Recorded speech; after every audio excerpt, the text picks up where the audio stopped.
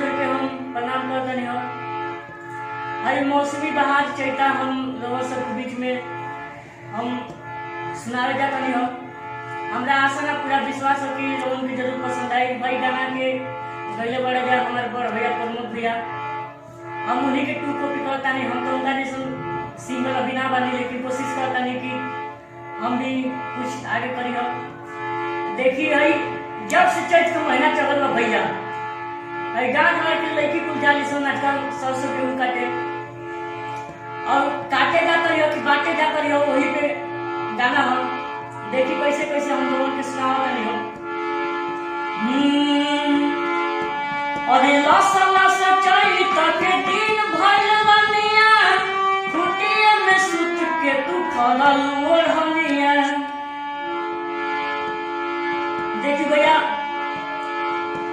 अभी हमारे को उतना ना आता, लेकिन कोशिश करता नहीं हो। देखिए कैसे कैसे अरे लसा लसा चैत के दिन भइल बनिया, खुटिया में सुत के तू खलल ओढ़निया। अरे हटनी से चटनी के चाटे गइलू, गेहूं काटे गइलू, आकी बाटे गइलू, गेहूं काटे गइलू, आकी बाटे गइलू। अरे हटनी से चटनी के चाटे गइलू, गेहूं काटे गइलू, आकी बाटे गइलू, गेहूं काटे गइलू, आकी बाटे गइलू।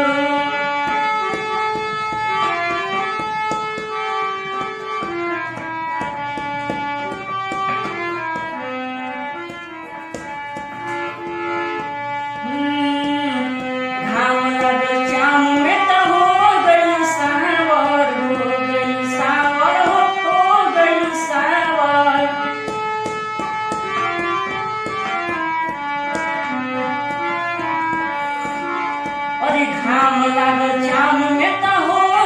सावर, हो गइल सावर, हो गइल सावर। अब कहवा जवानिया तू कइलू निछावर, कइलू निछावर, अरे कइलू निछावर।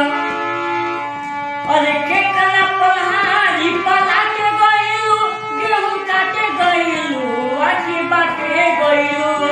अरे केकरा पहाड़ी पलाटे गइलू, गेहूं काटे गइलू, आखी बाटे गइलू, गेहूं काटे गइलू, आखी बाटे गइलू।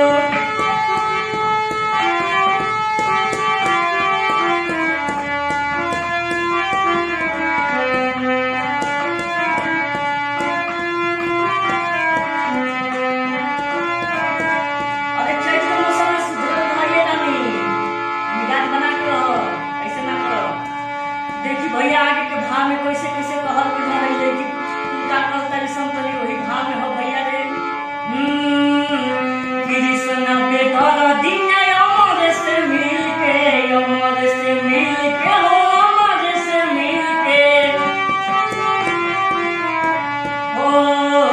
अरे कृष्ण बेदर दिन अमर से मिल के, अमर से मिल के हो, अमर से मिल के।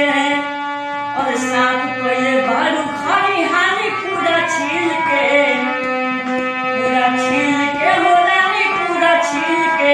हटरा कोई काम ना लोग करे, चलो ये खानी हानी छीले।